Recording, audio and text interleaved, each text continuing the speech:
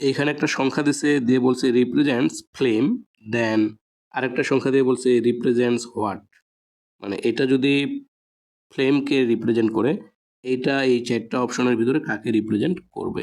একটু লক্ষ্য করি, এখানে আছে 6, এটাকে তো আমি এখানে নিচ্ছি তাই এখানে হিসাবটা দেখাচ্ছি। এখানে 6 আছে, ইংরেজির লেটারে 6 কোনটাতে হয়? A B C D E F, এই যে এফ মিলে গেছে, তাহলে 6 হচ্ছে এফ। এরপরে 1, 1 মানে তো এ, তার মানে এ নিতে পারি, বাট এখানে তো ওরা এ নেয় নাই, তার মানে একটু আগাইতে হবে। 12 ভাবতে হবে, 12, 12 কোন লেটারটা? 12 এ থেকে যে পর্যন্ত 10, তারপরে কি কে এল, তার মানে 11, 12, এলই হচ্ছে 12, এই যে এল, সেটাও মিলতেছে। তারপরে এ আছে, তার মানে বুঝছি শুধু এই ওয়ানটাকেই তারা নিল এ। এরপরে এখানে আছে এম, তাই এই ওয়ানটাকে আর নেয় নাই এ হিসেবে, সরাসরি 1 এবং 3 একসাথে নিচ্ছে। 1 আর 3 13, এম হচ্ছে 13, আর 5, 5 তো ই। এই হচ্ছে ফ্লেম। ঠিক এইভাবে প্রসেস মেনটেন করে আমাদের এটা বের করতে হবে। এইখানে একটু বুদ্ধি খাটালে এমনিতেই অ্যান্সারটা বের হয়ে যাবে। যেমন এখানে বলছে 21 21 51 20, আমি একের জন্য নিতে পারি, কিন্তু জিরোর জন্য তাহলে কি নিব? জিরোর জন্য তো নেওয়াই যাচ্ছে না, যাবে যাবে না, তার মানে এটা জিরোটা না, শুধু একা না, এখানে এই যে একসাথে হবে নিচে 20। এখন ইংরেজি বর্ণমালার কোন লেটারটা 20? ইংরেজি বর্ণমালার টি লেটারটা হচ্ছে 20, তার মানে এই 20-র ভ্যালু হচ্ছে টি। তাহলে এটা দিয়ে যে শব্দটা গঠিত হবে, এই শব্দটার শেষে কি থাকবে? টি থাকবে। টি আছে কথাই, শুধু ব্যালটের টি আছে, আর কোথাও টি আছে? শেষে টি নাই। তো এমনিই বোঝা যাচ্ছে এটার অ্যান্সার কি? ব্যালট। এই ভাবনাটা অনেকের মাথায় সেভাবে তখন কাজ করবে না, বাট স্বাভাবিকভাবে যেভাবে কাজ করবে সেটা একটু করে দেখি আমরা। তাহলে আমরা এখানে দেখব 2 আছে। 2 মানে কি আছে? 2 মানে আমরা এখানে বি ভাবতে পারি, ভাবলাম বি। আমরা জানি না, সাপোজ আমরা জানি না যে অ্যান্সার এটা ব্যালট হয়ে গেছে, সেই ক্ষেত্রে 2 বি। আবার আমরা একসাথে 21ও ভাবতে পারতাম, 21। তাহলে 21 ভাবলে কি হয়? 20-এ যদি টি হয়, এটা তো জেনে গেছি আগে, যেই হোক। তাহলে 21-এ কি হবে? টি এর পরে কি? ইউ হবে, তার মানে ইউ। তাহলে অপশনে তো ইউ থাকতে পারতো, এখানে ইউ একটাও আছে অপশনে, কোথাও ইউ নাই। তার মানে এটাকে শুধু 2টাকেই নিছে, 2 থেকে বি, তার মানে এই যে লাভ আর ক্যাস্টেল বাদ। এখন অ্যান্সার হয় এটা হবে, না হয় এটা হবে। এখন আমরা দেখতেছি এখানে 1 আছে, তাহলে এখানে যদি 1 থাকে, 1 মানে কি? এ। আমরা সাপোজ নিই একটু, এ নিলাম, তার মানে এ, তার মানে তখন আমরা ভাববো যে কোয়া অ্যান্সার না, ওকে, পরেরটাতে আগাই। তাহলে 2 আছে, 2 মানে কি? 2 মানে তাহলে বি, এখানে হয় বি বসবে, কিন্তু এটা তো আর বি নাই। তাহলে আমরা আরেকবার চেক করি, যদি এল হয়, তাহলে আমরা কি নিব এখন? 21, 21 মানে তো আর এল না, 21 মানে তো ইউ। তাহলে বি, এই ওয়ানের জন্য এ, ইউ, এরকম তো আর নাই, তার মানে বোঝা যাচ্ছে এটাও আর হবে না, অটোমেটিক এটা হবে। আর এটা আমরা যদি মিলাতে চাই এখন, 2 থেকে বি, এই যে 12 নিচে তারা, 12 থেকে এল, তারপরে 1 আর 5 একসাথে 15, 15 হচ্ছে ও, তার মানে বি এল ও। এই যে 1, 1 হচ্ছে এ, আর এই যে টি, 20 মানে টি, বি এল ও এ টি। বাংলা ভাষায় ভাওয়েল ও কনসোনেন্ট কয়টি? ভাওয়েল 60টি, কনসোনেন্ট 29টি। তাহলে উত্তর গ, 7 ও 29টি। এখানে বলছে P is heavier then B, তাহলে পিটাকে বড় দেখালাম, পি হচ্ছে বড় বি এর থেকে। তারপর বলছে আর ইজ থিনার দেন এ, তার মানে এখানে এটা বড়, এটা বড় কার থেকে? আর এর থেকে। তারপরে কি বলছে? পি ইজ থিনার দেন আর, তার মানে আরটা এখানে বড়, আরটা বড় কার থেকে? পি এর থেকে। এখন প্রশ্ন হচ্ছে হু ইজ দ্য হেভিয়েস্ট। এখানে আমরা দেখতে পাচ্ছি বি এর থেকে পি বড়, আবার দেখতেছি পি এর থেকে আর বড়, তার মানে আমরা একটা একটা করে ক্রস করি। পি বড় আমরা এখানে দেখতেছি, পি এর থেকে কিন্তু আবার আর বড়, তার মানে এখানে তো পি এর খেলা শেষ, আমি হেভিয়েস্ট হচ্ছে এখানে এখন আমার আর। আবার দেখতেছি আর এর থেকে এ বড়, তার মানে আর আর হেভিয়েস্ট এখন না, এখন সব থেকে বেশি হেভিয়েস্ট হচ্ছে এ, তাহলে সঠিক অ্যান্সার হবে এ। অপশন কতই আছে অ্যান্সারটা? এ। এটা একটা অ্যানালজি প্রশ্ন, আর্ট কালচার ট্রেনিং এর সাথে তাহলে কি হবে? Culture provides the context and inspiration for art, while training provides the knowledge and practice necessary to gain education. So এখানে সঠিক উত্তর এডুকেশন।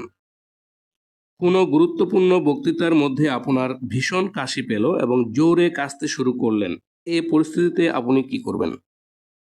নিজের উপর রাগ করবেন? নিজের উপর রাগ করা যাবে না। কাশি চেপে যেতে চাইবেন, কাশি চেপে যাওয়াও ঠিক হবে না।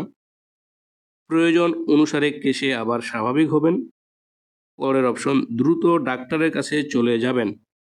গুরুত্বপূর্ণ বক্তৃতা, এটা কাশির জন্য কি কেউ ডাক্তারের কাছে যাবে? না, এটাও ইললিগ্যাল। তাহলে এই অপশনগুলোর মধ্যে সব থেকে অ্যাপ্রোপ্রিয়েট অ্যান্সার হচ্ছে এখানে প্রয়োজন অনুসারে কেশে আবার স্বাভাবিক হবেন। 12টার সময় ঘন্টার কাঁটা ও মিনিটের কাঁটার মধ্যবর্তী কোণের মান কত? এই টাইপের যে ম্যাথগুলো, ঘন্টার কাঁটা ও মিনিটের কাঁটার মধ্যবর্তী কোণ বের করার জন্য এই প্রসেসটা অবলম্বন করতে হবে, এই সূত্রটা দিয়েই সম্ভব। তাহলে এটা হচ্ছে কি 11 মিনিট মাইনাস 60 ঘন্টা। 11 মিনিট, যে মিনিটটা থাকবে এখানে বসাবো, 60 ঘন্টা। যদি বলতো 2টা 30, তার মানে 60-এর সাথে 2 গুণ দিতাম, আর 30 মিনিট যে 30, 11-এর সাথে 30 গুণ দিতাম, দিয়ে 2 দিয়ে ভাগ দিব। এইখানে একটু মনে রাখতে হবে, যেই মানেই বের হোক না কেন, এটা কিন্তু পরম মানের ভিতরে, যদি ভিতরে মাইনাস মানও বের হয় রেজাল্ট, সেটাও কি হয়ে যাবে? প্লাস হয়ে যাবে। আরেকটা বিষয় লক্ষ্য রাখতে হবে, এই রেজাল্টটা যদি 180 ডিগ্রি এর উপরে হয়, তাহলে কি করতে হবে? 180 ডিগ্রি এর উপরে হলে 360 ডিগ্রি থেকে বিয়োগ দিতে হবে। তার মানে যদি ধরেন এটার রেজাল্ট বের হলো 182, তাহলে আর অ্যান্সার হবে না, তখন ওই 182 লেখা যাবে না, তখন 360 থেকে 182-কে বাদ দিব, যেটা রেজাল্ট আসবে সেটা হবে। আর যদি এমনি চলে আসতো 108 ডিগ্রি, হ্যাঁ সেটা অ্যান্সার হয়ে যেত, এটাই অ্যান্সার 108 ডিগ্রি। এখন আমরা এটার সমাধান করি। 11 মিনিট, তাহলে 11 মিনিট তো এখানে নাই, 00, তাহলে 0 দিলাম গুণ, মাইনাস 60 আওয়ার কত? 12, তাহলে এখানে লিখলাম 12 ডিভাইডেড কি 2। এখন 11 0 হচ্ছে 0, মাইনাস 60 আর 12 যদি গুণ করি, 12 শূন্যের 0, 12 6 72, 720 ভাগ 2। 0 থেকে মাইনাস 720 করলে কি মাইনাস 720ই হবে।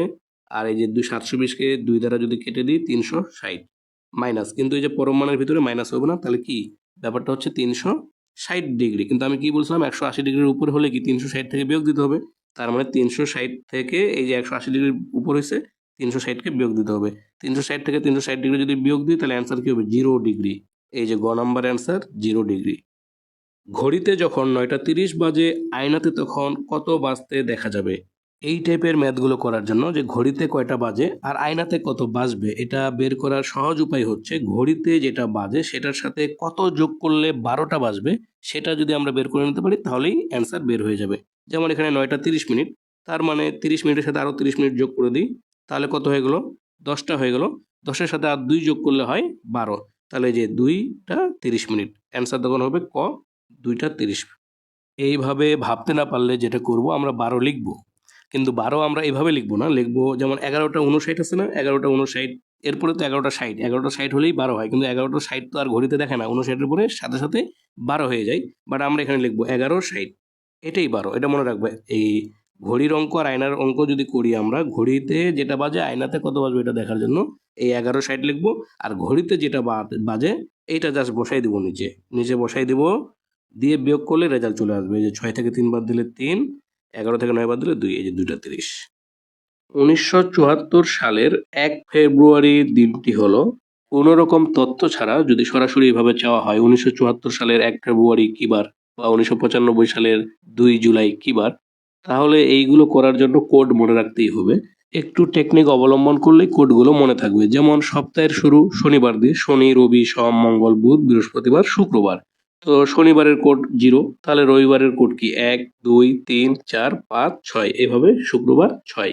আর এটা হচ্ছে 12 মাসের কোড। 144 লিখবো আমরা শুরুতে, শেষে 146, আর মাঝখানে 5-এর বর্গ 25, 6-এর বর্গ 36। এখন 5-এর বর্গ হচ্ছে 25, 6-এর বর্গ হচ্ছে 36, কিন্তু এই যে কোডগুলো তো নিচে আমরা তিনটা তিনটা করে, 12 মাস, তাহলে যে 3 3 6 3 9 3 12 হবে, এই জন্য সামনে 0 0 বসাই দেবো, এটাতে একটা 0, এটাতে একটা 0। তাহলে জানুয়ারি মাসের কোড হলো 1, ফেব্রুয়ারি মাসের হচ্ছে 4, মার্চ মাসের জন্য 4, এপ্রিলের জন্য 0, এইভাবে ডিসেম্বর মাসের জন্য 6। এই ইনফরমেশনগুলো জানা থাকলে এখন এই ম্যাথটা সলভ করা যাবে। 1974 সালের 1 ফেব্রুয়ারি কি বার, এটা এখন আমরা বের করব। আমরা সরাসরি লিখে ফেলবো 1974, 1974 থেকে 1900 বিয়োগ করে দেবো, সব সময় যে সালেই থাকুক না কেন। এখানে যদি থাকে 1991, 1991 থেকে 1900 বিয়োগ করব, বিয়োগ করলে কি আসে রেজাল্ট? এই যে 74 74। এখন এই 74-কে 4 দিয়ে ভাগ দেব, আমরা দেখবো এটা লিপ ইয়ার কিনা।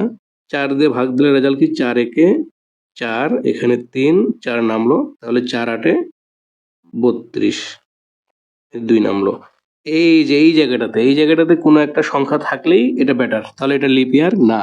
এখন আমরা এই 18টা লিখে ফেলবো এখানে, মোট 4টা সংখ্যা যোগ করব, তাহলে বাকি থাকে আরো 2টা। এই যে কত ফেব্রুয়ারি, 1 ফেব্রুয়ারি, তার মানে 1। এখানে যদি বলতো 5 ফেব্রুয়ারি, তাহলে আমরা লিখতাম 5।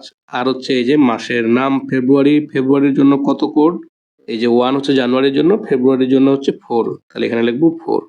সবগুলো যোগ করলে যে রেজাল্ট আসে 97, যোগ করে রেজাল্ট আসলো 97। এখন 97কে জাস্ট 7 দিয়ে ভাগ দিব। 97কে 7 দিয়ে ভাগ দিলে আসে 7 একে 7, এখানে 2, 7 নেমে গেল, 7 3 21, কারণ 7 4 28 বেশি হয়ে যাবে 6, এই যে 6 নেমে গেল।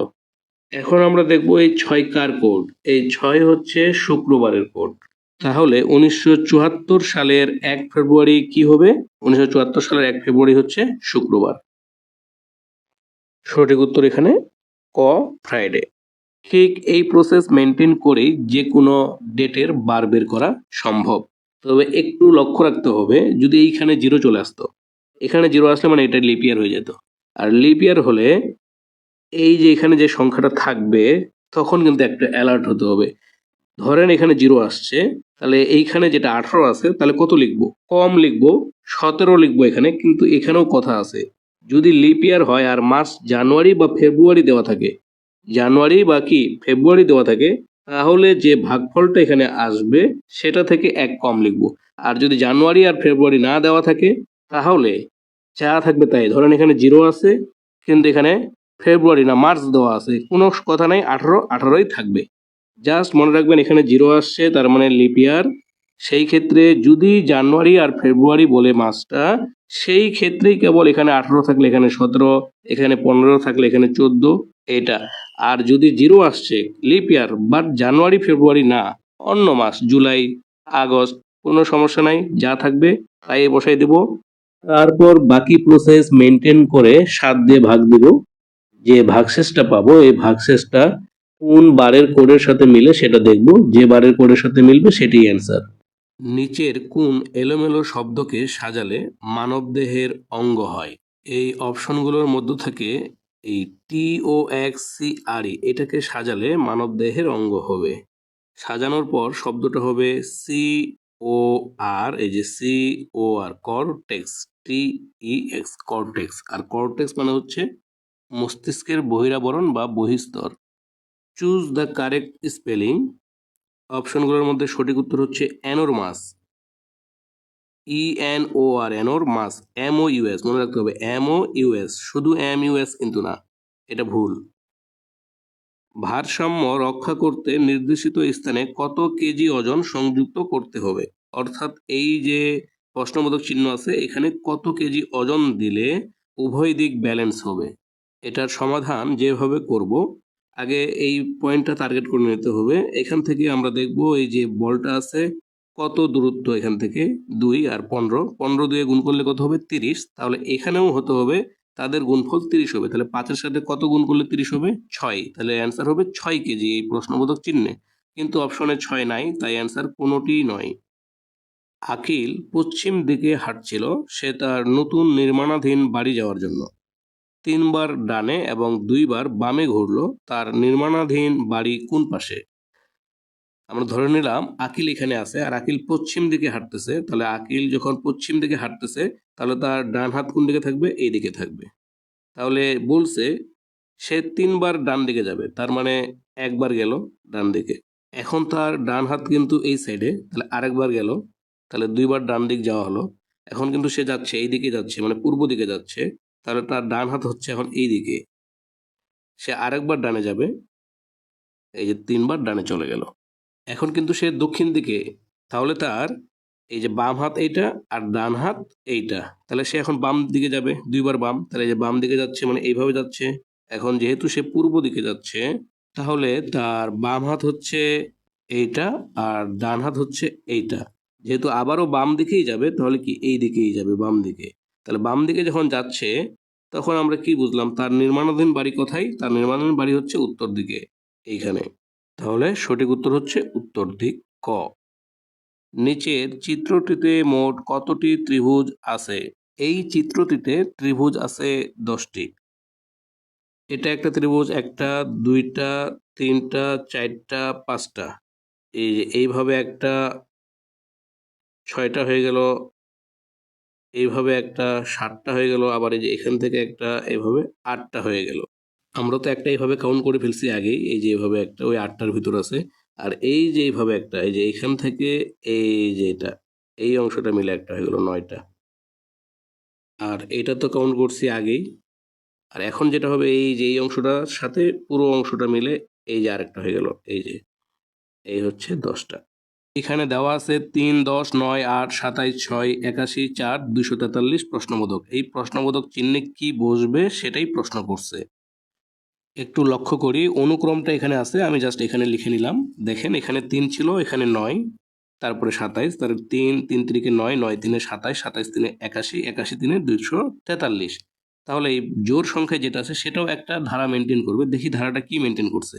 এখানে ছিল 10, এই যে 10 যদি লিখি, পরেরটা কি কমে গেছে 2, 8, তারপরটা আরো 2 কমবে, তাহলে এই যে কমে গেছে 6, তাহলে তারপরটা আরো কমছে 2, 4, এটা আরো যদি কমে যায় 2, তাহলে কি হবে, 4 থেকে 2 বাদ দিলে 2 হবে।